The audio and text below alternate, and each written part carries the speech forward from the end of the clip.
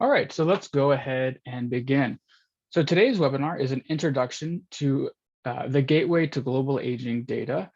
This is a webinar that's really intended for people who are new to the Gateway and to the international family of health and retirement studies who might be unfamiliar or want to get to know more. So we'd encourage questions throughout the webinar.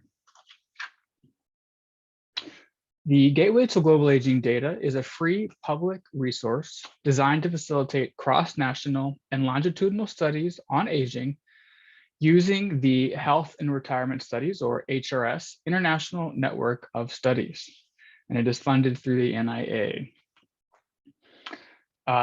There are health and retirement studies conducted in more than 40 countries around the world. You can see here some of the coverage from these studies. It began in the United States with the HRS, or the Health and Retirement Study, for which the kind of network of studies is now referred to.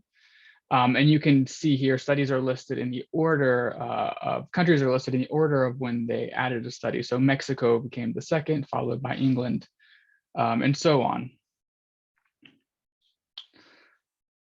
There are a couple hallmarks of what is called the International Network of Health and Retirement Studies.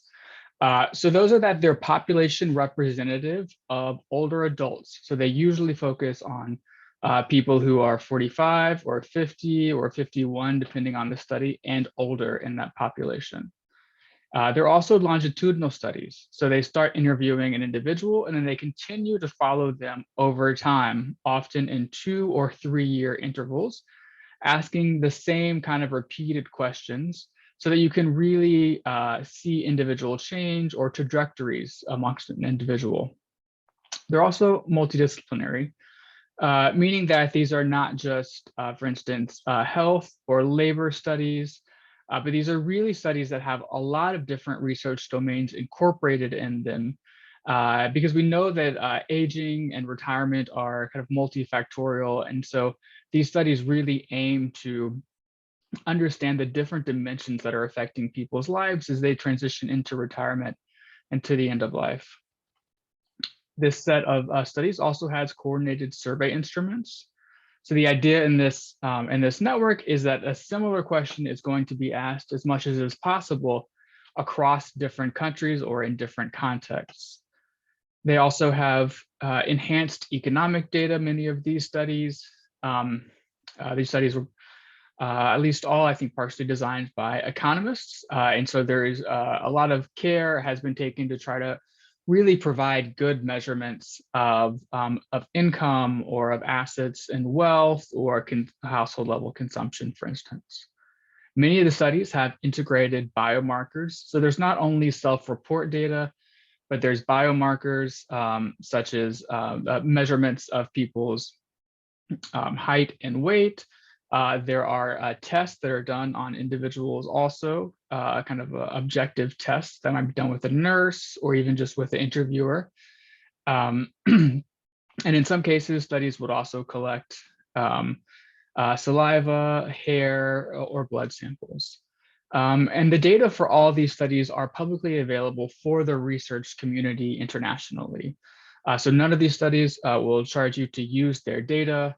And although you do have to kind of register to get access to the data, it's freely available for anyone doing research.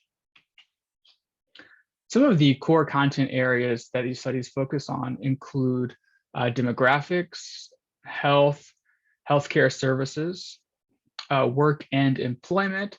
These studies are really designed to follow a person from what we might typically think of as participating in the labor force in their life into exiting the labor force. So there's quite a few questions around work and employment and retirement, also economic status, as I mentioned before. And there's also questions on family structure, social network. Of course, at the end of life, we know that family transfers, caregiving become really important.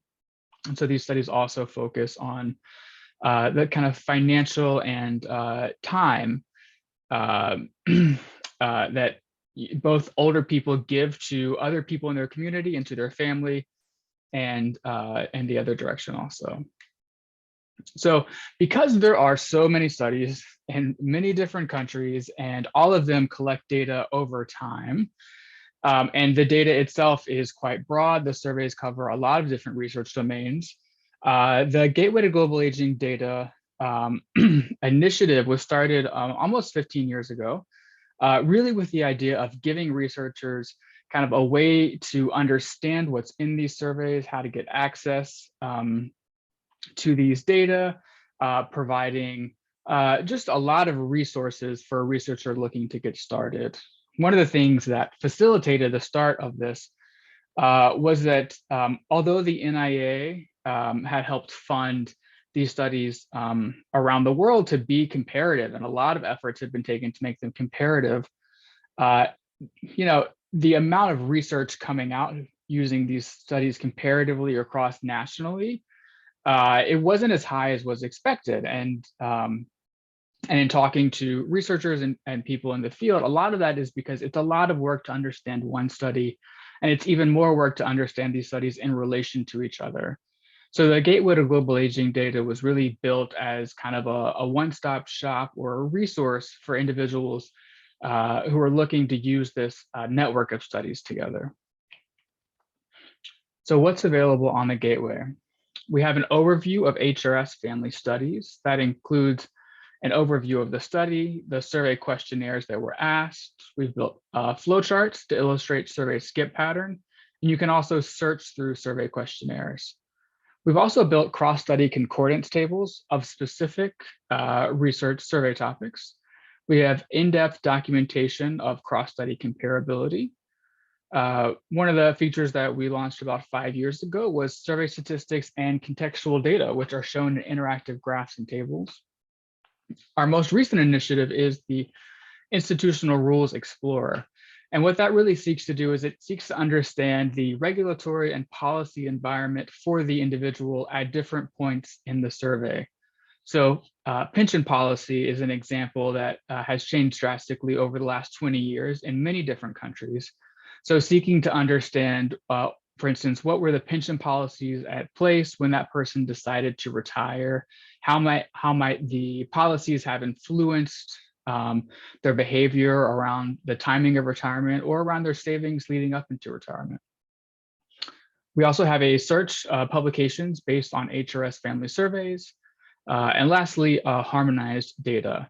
And we're going to structure today's webinar basically going through these different features of the Gateway. And then Hunter Green is going to present on harmonized data at the end. I'll tell you, harmonized data is often the thing that's most helpful for researchers. So you'll definitely, I think, be interested in that if you're new to this set of information.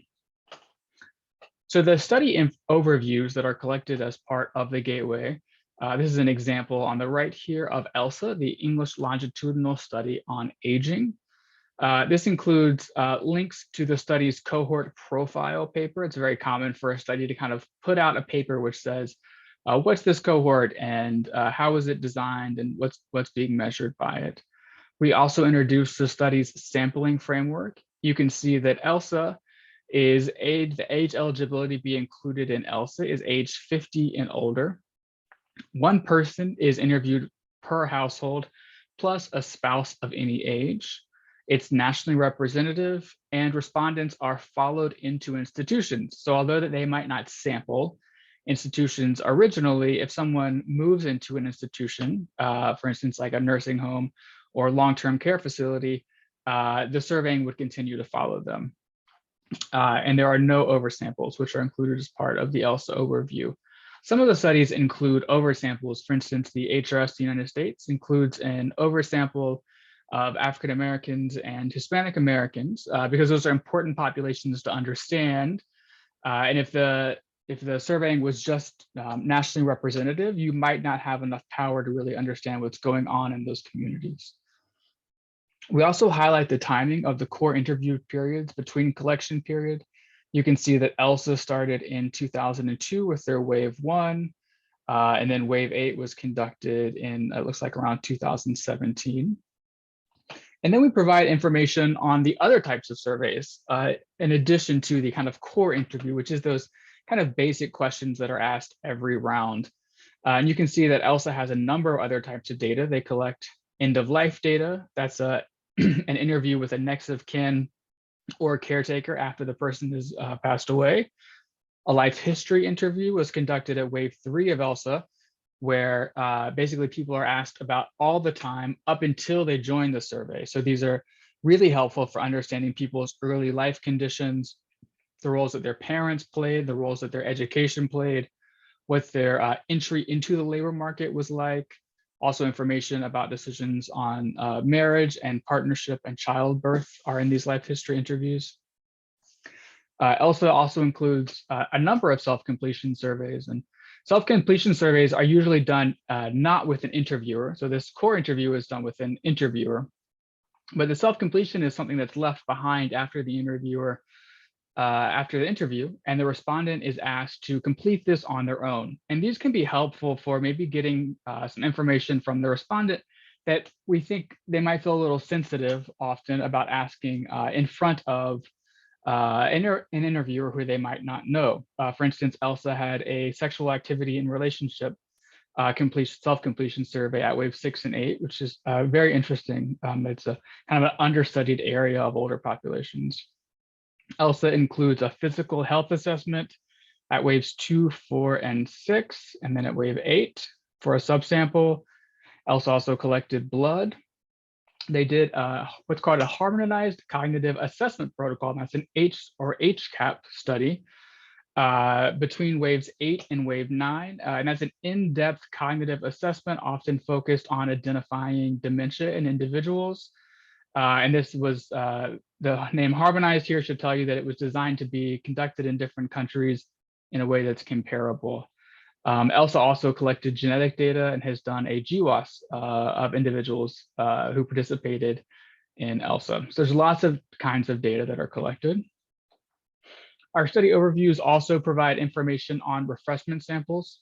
Many of these studies, because for instance, if they started at their first wave, wave 1, to collect people who are 50 and older, for instance, by waves 2, 3, 4, or 5, they're no longer going to have a sample of people 50 or older.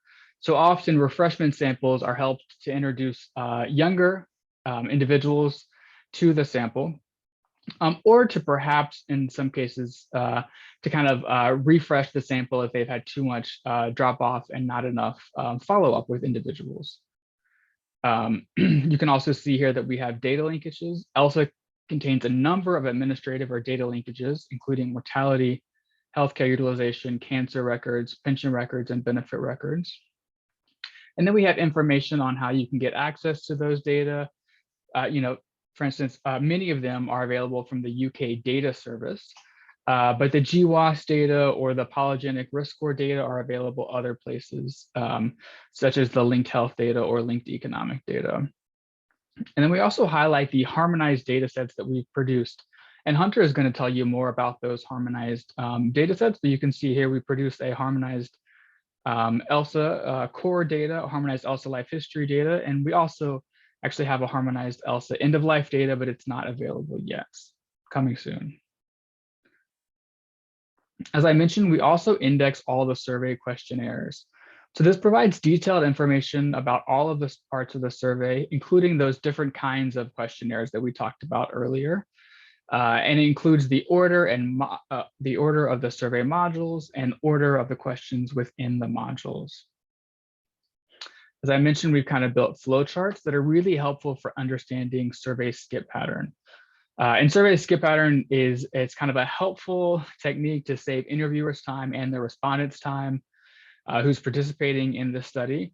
But as a researcher or someone using the data, you could see a lot of missingness and you're not sure why certain people weren't asked this question. And this survey skip pattern can really help you understand this. You can see in this example here that it was only people who said that their doctor had ever told them that they had high blood pressure or hypertension who were asked about taking medication for it. So that medication question wasn't asked if they said that they never had high blood pressure or hypertension. So that's quite important to remember if you, for instance, wanted to make an estimate of prevalence of taking medication for a general population. You need to account for both the entry question and then the individual question about taking medication for high blood pressure. And you can see here that for each of these survey questions, we include the description, the actual question text, and the possible answer choices, as well as how those values are coded. You can see here in the data, you could expect the answer excellent to have been coded as a 1 and the answer poor to be coded as a 5 in the data. Because there's so many questionnaires over so many surveys and so many studies, we built a keyword search. So it's really helpful to just be able to go in and say, hey, this is what I'm interested in, and just search through the studies like this. You can see here a search for the word smoked, and you can see we've got all these questions ask about smoking as a health behavior. And then you can see directly, the question was, have you ever smoked? That was asked in ELSA in 2002, and the answer choices were yes and no. So you can find out a lot of information that way. For harmonized variables, so those are kind of these user-friendly data sets that Hunter is going to tell you about that our team helps produce. You can also search by topic. So for instance, if you wanted to find a variable in amongst the harmonized data sets capturing the number of children, you can see that's contained in the harmonized HRS, in the family structure, and you can see what that variable is named. So it's helpful because the harmonized data sets are especially quite large. It's helpful to be able to find exactly what variable you're interested in. We've also built what we call concordance tables. So these focus on particular topics or research domains, and then record all of the questions that were asked across these different studies and how they might be different or comparable between studies. You can see in this example here on the bottom right that in the family demographics table, you can see that all of the studies that are in this list, from HRS to Charles, the Chinese study, ask about the household size. So how many people are living in the household? They also all ask about the number of living children. But when you get down to a variable or a measure, something like the number of deceased children or the number of children born, you can start to see some cross-study difference. And although, as I mentioned, these are coordinated survey instruments, they don't all include exactly the same questions, or they could be nuanced slightly. So ELSA, for instance, doesn't ask about the number of deceased children, neither does JSTAR, that's the Japanese study, Corellis, the Costa Rican study. So if that's something that you wanted to really study, you wanted to study, maybe the effect of having lost a child in your lifetime, these tables can be quite helpful for identifying what studies you might want to consider for your research. So you could consider the HRS, MHAS, the Mexican study, SHARE, the European study, and CLOSA, the South Korean study, for instance.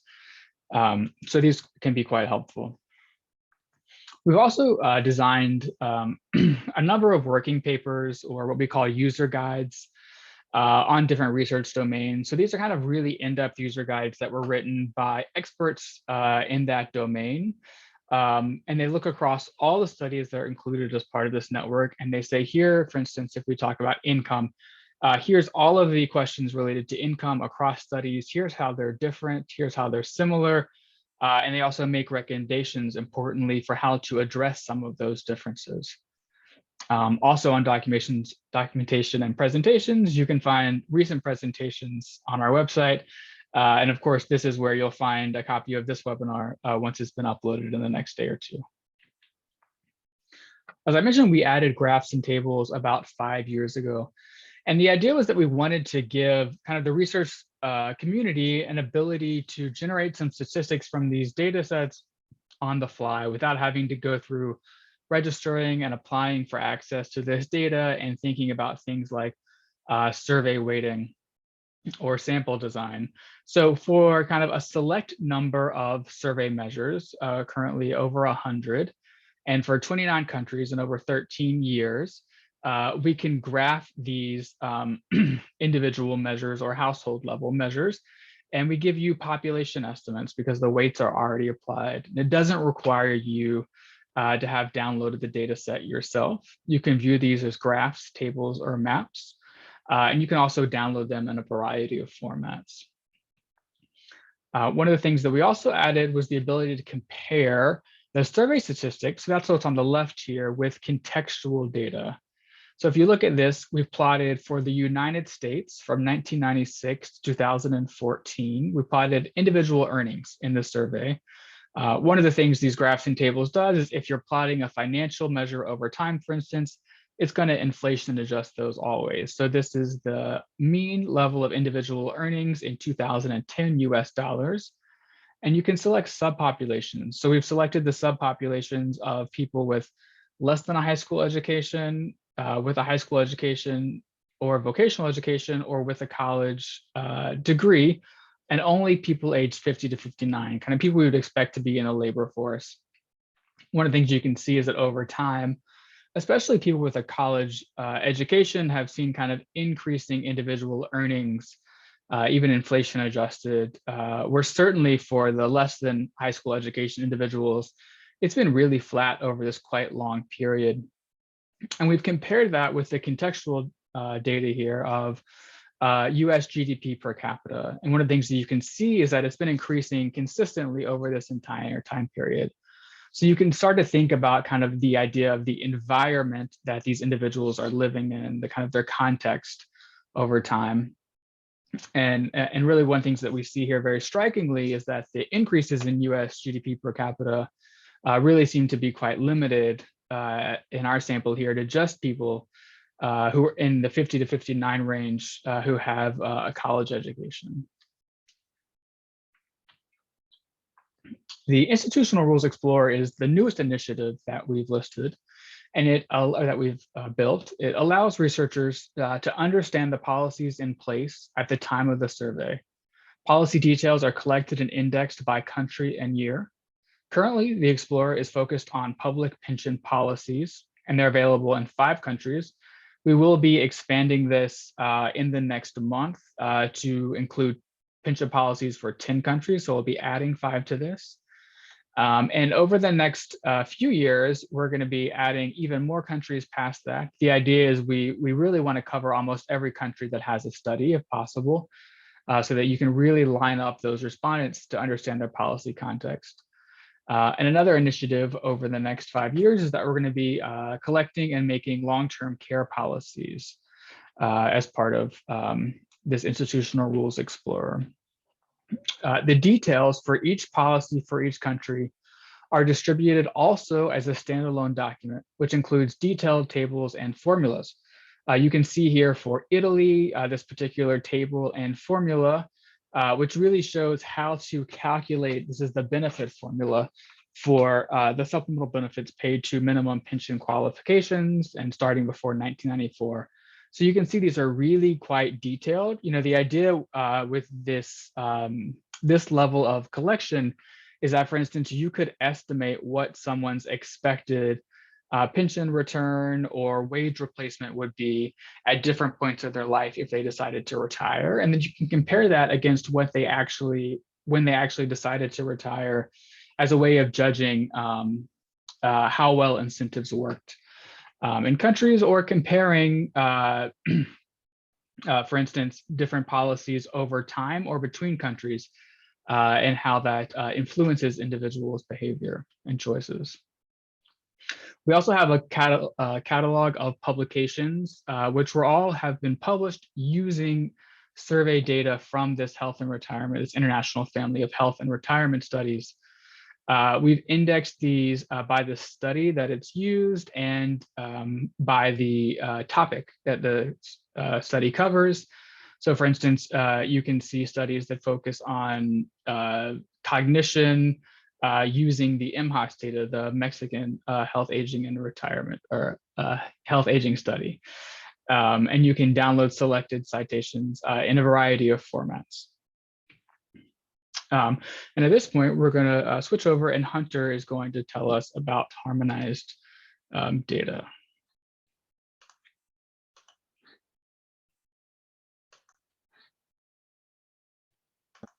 Hello, my name is Hunter Green and I'm a research programmer with the Gateway to Global Aging Data. Today I will be speaking to you about the harmonized data products that we provide to Gateway users. First things first, what is it that we mean when we say harmonized data? Basically, harmonized data are datasets of research-ready variables that we define as similarly as possible across all waves of an individual study and between different studies in the International Family of Health and Retirement Surveys. Each dataset also combines all waves from each study, and each individual is identified as one record or observation in the data. So we have one core dataset for each of the studies, one for share, one for Mars, one for tilde, and so on. All variables in these harmonized datasets use an intuitive naming convention created by the RAND Corporation for the RAND HRS. For example, the harmonized variable R1-MBMI indicates the respondent's BMI as measured in wave 1. Because each dataset combines all waves from each study, you may also find an R2-MBMI variable, an R3-MBMI variable, and so on. We also create spousal versions of most variables, and the same naming convention applies. For example, the harmonized variable S2work indicates whether the respondent's spouse is currently working in wave 2. In addition, we also use harmonized variables to highlight interstudy differences. An example of this can be found in the harmonized Charles, the Chinese data. In the dataset, there's a variable called R1-LBRF_C, which indicates the respondent's labor force status in wave 1. That _C identifies that there's something specific to the Charles version of this variable that may be different than in other studies. In this case, Charles uses different categorizations of labor force status than other studies, which if you think about it makes complete sense. Older adults in China might have different employment opportunities than those in the United States, Sweden, or Costa Rica. We really try our best to be transparent that this variable in Charles may not be exactly comparable to the R1-LBRF variable in another study, but the same sort of information is captured. Finally, all variables have been built to account for any survey skip patterns. Here's a simple explanation of what variable harmonization looks like between studies. We can see a few things happening here. On the left, we have questions from SHARE, the sister study conducted in more than 25 countries of Europe and Israel. At wave 1, SHARE respondents are asked if they have ever smoked cigarettes daily. The respondent can answer yes or no, and these responses are coded in the SHARE data as 1 and 5 respectively. If the respondent answers that they have ever smoked cigarettes daily, they are asked if they smoke at the present time. This is what we mean by survey skip patterns. Not all questions make sense to ask to all respondents. Here, if a respondent has already said that they have never smoked cigarettes daily, it probably doesn't make sense for SHARE to extend the length of the interview to ask the respondent if they currently smoke. Anyways, to this question, the respondent can answer yes, they smoke at the present time, and no, they have stopped smoking. These responses are coded in the SHARE data also as 1 and 5 respectively. Let's say we want to make a harmonized variable and we decide to call this variable R1-SMOKEV or R1-SMOKEV to indicate whether the respondent has ever smoked as of wave 1. Our harmonized variables are always going to have the same value code, so a no will always be coded as a 0 and a yes will always be coded as a 1. In this case, the variable transformation is quite simple. We're just going to assign the yes responses to the first question as a 1 and assign the no responses to the first question as a 0. Seems easy enough. However, if you remember, one of the goals of the harmonized data is to not only identify variables as similarly as possible across all waves of one study, but between the different studies as well. So on the right, we have ELSI, the Brazilian study. At wave 1, ELSI respondents are asked if they currently smoke. The respondent can answer yes, they smoke daily, yes, they smoked less than daily, or no, and these responses are coded as 1, 2, and 3 respectively. If the respondent answers that they do not currently smoke, they are asked if they smoked in the past. To this question, the respondent can answer yes, they smoked daily in the past, yes, they smoked less than daily in the past, and no, they never smoked. As with the last question, these responses are coded as 1, 2, and 3 respectively in the LC data. The creation of this harmonized variable is a little more complicated. If someone smokes currently, we know they have ever smoked, so respondents are coded as 1 and 2 for the first question, get coded as 1 in our harmonized variable. Now we can't just assign respondents coded as 3 for the first LC question as 0 in our harmonized variable, because then the LC variable is not compared to the share variable we created earlier, and we wouldn't be accounting for the survey skip pattern. If LC respondent reports smoking in the past, we know they have ever smoked. So respondents coded as 1 and 2 for the second LC question also get coded as a 1 in our harmonized variable. We can be sure that a respondent has never smoked if they are not currently smoking and they have never smoked in the past. So respondents coded as 3 in the second LC question get coded as 0 in our harmonized variable. That was a really simple explanation of variable harmonization, but it does get more complex. Here we see how the Wave 1 household savings variable is created in the harmonized JSTAR, which is the sister study from Japan. I'm not going to go into detail about how exactly this variable is created, but in a few slides I'll show you where you could go to get that information if you wanted. This slide just demonstrates that creating these variables often involves accounting for many different questions, and it can involve a lot of programming work. Actually, one of the things that was thought about when creating the gateway was how oftentimes many researchers would create the same type of variable over and over again. For instance, many researchers, regardless of research domain, might want to control for something like household level wealth or individual level income in their analysis. So without harmonized data, they would need to go and create this variable from scratch, and sometimes different researchers would create the variable in different ways.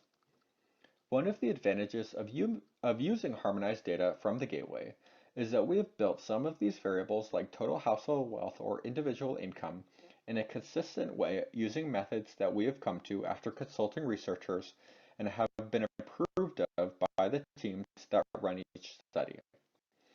We also provide extensive documentation about how we create these harmonized variables. That documentation comes in the form of detailed codebooks that accompany each of our harmonized datasets.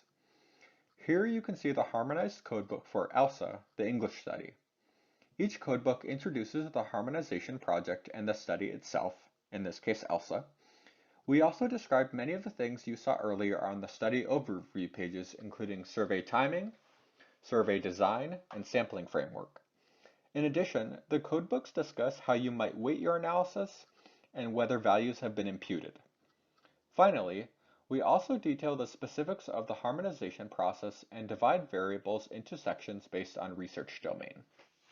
Inside of the harmonized codebook, we summarize each set of variables.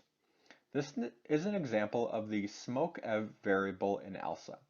As you can see, both the respondent and spouse versions of the variable have been created at each wave. Another thing you will see is that we have assigned special missing values to these variables. Special missing values are a way to indicate missingness with some more information, and they are included as part of SAS, STATA, and SPSS. For example, 11 respondents in Wave 1 answered that they do not know to this question, and so we've included that information here. In addition, we also detail the variable creation and any assumptions made in that creation. Going back to the household savings variable in JSTAR we mentioned earlier, this is the part of the codebook where you would go to find exactly how we created that variable. We also highlight any differences between waves of that study and any differences between this variable and the HRS version of the harmonized variable. We use the HRS as our basis for comparison between all of the different studies. Here we see that the ELSA does have a difference in the way they ask questions about smoking at each wave. For example, the question asking the respondents if they have ever smoked cigarettes is not asked again if the respondent says yes. However, we do not note a difference with the RAND-HRS or Harmonized HRS version of this variable. The last thing we include in the Harmonized Codebook sections for each variable is a list of all the variables from the originating survey data set that we used in the creation of that variable. This information is helpful if you want to go back to the study and look at the questionnaire or the study codebooks and see exactly what variable we used and perhaps why. Again, we try to be as transparent as possible as to how we create these datasets. Here are a list of the core harmonized datasets that are available on the Gateway. These include the RAND-HRS and the Harmonized HRS that cover the United States. Briefly, I'll mention that the Harmonized HRS is a supplement to the RAND-HRS, so the RAND-HRS is the main harmonized file, and some additional variables that help with cross-country comparability are included in the Harmonized HRS. MHAS covers Mexico, ELSA covers England, SHARE covers most of Europe and Israel, Corellis covers Costa Rica, CLOSA covers South Korea, JSTAR covers Japan, Tilda covers Ireland, Charles covers China, Lassie covers India, and Mars covers Malaysia. In addition to creating the harmonized data files for the core interviews from each survey, we have also built some additional datasets that may be of interest to Gateway users. The first of these are the harmonized end-of-life datasets. When a respondent to one of these studies passes away, the study will attempt to interview a close relative or caretaker to obtain information about the respondent's death. Some of these questions include when the respondent died, where they died, the main cause of death, and questions about the respondent's estate. Currently, we have built these harmonized end-of-life datasets for HRS, MHAS, ELSA, SHARE, and CLOSA. Also, we're in the process of building these for JSTAR and Charles. Another type of interview conducted by these studies are the life history interviews where the respondent provides information on their entire life, including about their childhood, education, job history, marriage history, and health history. So far, we have released harmonized life history datasets for ELSA and SHARE. And these datasets are really unique in the way they're structured. Unlike our other harmonized data files, these are age sequenced, meaning at each age of the respondent's life, we've documented things like if they were residing with a partner, the number of children they have, and their employment status. For instance, in the harmonized SHARE life history, you can learn whether each respondent was employed full-time, employed part-time, self-employed, unemployed, or retired at every age from 15 to 80. These datasets really provide a life course perspective on aging. The final type of harmonized dataset we create are based on the Harmonized Cognitive Assessment Protocol, or HCAP battery that is asked by these studies.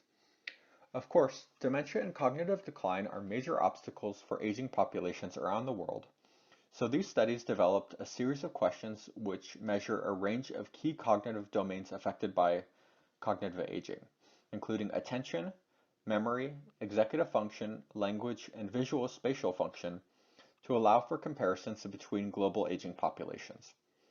Our harmonized HCAP data files include these measures, as well as sophisticated imputations and latent variables. Currently, only one of these data files have been released for the Lassie Dad study in India, but both the harmonized HRS HCAP and harmonized ELSA HCAP are currently under review by those respective studies. So how do you go about downloading these harmonized data files that we produce? Well, most of our datasets are distributed by the gateway or the originating study. So for instance, the harmonized ELSA dataset for the English study is actually included in the very same download that a researcher would be provided with when obtaining the survey data for the various waves of ELSA. Also, you usually are able to download these datasets in a variety of formats, such as Stata, SAS, or SPSS. There are some cases where additional steps are required to obtain the harmonized data. For SHARE and CLOSA, users must first download the survey data from those sites, and then run our harmonized creation code in Stata to create the harmonized dataset. And while Stata is required once to create the harmonized SHARE and CLOSA datasets, There are a variety of methods you can use to convert that data file into SAS, SPSS, R, or another format if you'd prefer to use another program for your analysis. While this may sound a little daunting, we do our best to make the process as easy as possible, giving instructions on where to put the originating survey data and what lines of the program need to be edited. In addition, we are always available and happy to answer questions if you need more help. On the right, you can see our data download page where we provide links to the survey data, step-by-step instructions on how to access the data, and links to our harmonized datasets, codebooks, and data creation code. To download a lot of the things we've talked about today, including the concordance tables, harmonized codebooks, and data creation code, we do ask that you register with the Gateway. It's a really easy process and it just requires filling out some basic information and confirming your email address. In addition, if you have a publication that uses the harmonized data or information you found on the Gateway, we do ask you to include this citation. Of course, the Gateway is an effort that is publicly funded by the National Institute on Aging, which is part of the National Institutes of Health, and this citation does help us continue to be funded to facilitate longitudinal and cross-country analyses for the research community. We are always trying to expand what we are doing, including adding new waves of existing studies, adding new studies, and creating unique datasets like the harmonized life history and HCAP data files we discussed earlier. So please do register for the Gateway and include our citation in your papers. Lastly, I'll just mention that we have a help desk at the email address help@g2aging.org. We have a whole team of researchers, research assistants, and programmers like Tristan and myself who have helped build the Gateway over the past 14 or so years, and we are happy to answer any questions you might have about navigating the Gateway or getting started using harmonized data. Feel free to email us if you have questions. The email goes to the whole team and we will try our very best to get back to you within 24 hours. In addition, like Tristan mentioned, you can access our previous webinars on the documentation tab of our site. We will try to upload the slides and video from this presentation to that page within about a day or so. You can also visit the News and Blogs tab of our site to see some of the blogs we have written about our work with the International Family of Health and Retirement Surveys. That concludes our webinar for today. We are happy to answer any questions that you might have, and we will stay here for as long as people have questions. Thank you all for attending.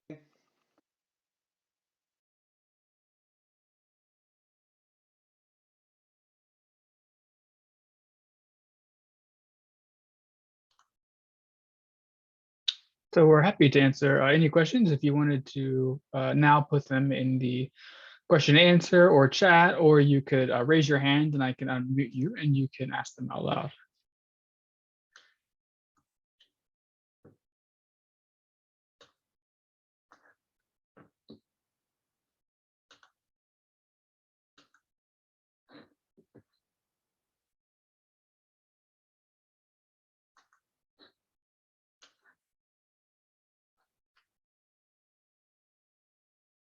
I'm glad the presentation was helpful and that we hit the speed right. I know it can be a lot of information, so we try to go at a pace that's helpful for individuals to follow.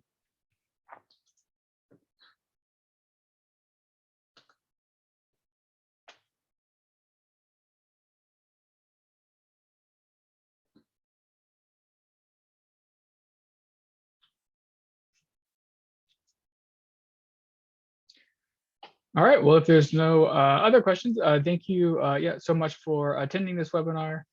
And we hope that we'll be getting some help emails from you or getting to meet you perhaps at a conference and hearing how the Gateway was useful for you. But have a great day.